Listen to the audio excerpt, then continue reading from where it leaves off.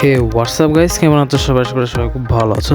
তো আজকে আমরা তোমাদেরকে শেখাবো ডিআরএসে কীভাবে একটা দুর্বল টিম হয়েও তুমি কী করে শক্তিশালী টিমের বিরুদ্ধে মোকাবেলা করবা, তো তাদের সঙ্গে ডিল করবা।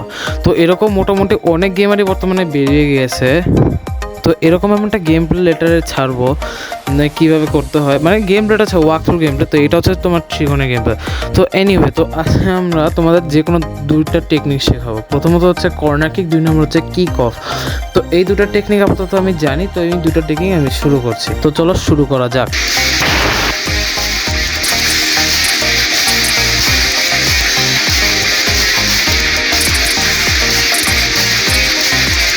তো এটা হচ্ছে কর্নার কিক। তো চলো শুরু করা যাক। তুমি তো বলবে মানে দেখলে তো তোমরা দেখে কি বুঝলে? দেখলেই তো একটা নো প্লেয়ার যার নাম হচ্ছে গোগাগুলো, যেটা সে পর্যন্ত হেডার মারছে। তো আমরা তোমাকে বিষয়টা একটু এক্সপ্লেন করে বোঝাই। তো তোমাদের এই স্টাইল এইভাবে মারবা, মানে এ বাটন দিবা, মানে হার্ড কিক দিবা। তুমি ভুল করো বি অথবা সি বাটন দিবে না, কারণ বি হচ্ছে লো কিক আর সি হচ্ছে লফটেড কিক, যেটা তোমার একটু আকাশ উড়াবে। আর যেহেতু তুমি বলটা আকাশ উড়াবে, তাই তোমার হেডার মারার চান্স খুবই কম বলতে পারো।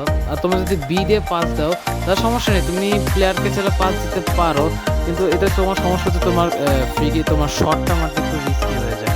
কোনো প্রকার রিস্ক দরকার নেই, সরাসরি পাস দিয়ে দাও, প্লেয়ার সামনে আসবে আর শট দিয়ে দেবো। এবার আসে হচ্ছে কিক অফ। তো কিক অফ হচ্ছে এমন একটা জিনিস যেটাতে তোমার একটা ম্যাচ শুরু হয়।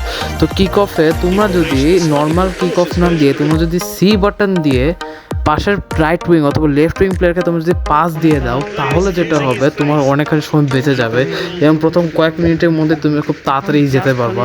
এটা তোমার ধরতে পারো টাইম সেভিংয়ের মতো কাজ করে, কিন্তু সাবধান হয়ে যাও, কারণ এখানে কিন্তু প্লেয়ার খুব কম থাকতে পারে। কিন্তু তুমি যদি পাসিং রেট তোমার যদি ভালো থাকে, মানে তুমি যদি পাস ভালো করে দিতে পারো, তাহলে তোমার কোনো টেনশনে তুমি আরামসে ম্যাচ জিতে যাবা। তো যাই হোক, আজকের এই ভিডিওটা এখানে রাখছি। যদি ভিডিওটা ভালো লাগে থাকে ভিডিওটাকে লাইক করে দাও, চ্যানেলটাকে সাবস্ক্রাইব করে দাও, পাশে থাকা বেল আইকনটি বাজিয়ে দাও, কমেন্ট ও শেয়ার করতে ভুলো না। Thanks for watching. ভালো থেকো, সুস্থ থেকো, আর আমাদের চ্যানেল এসকেবি গেমার টুলস সামনে থেকো। Bye bye.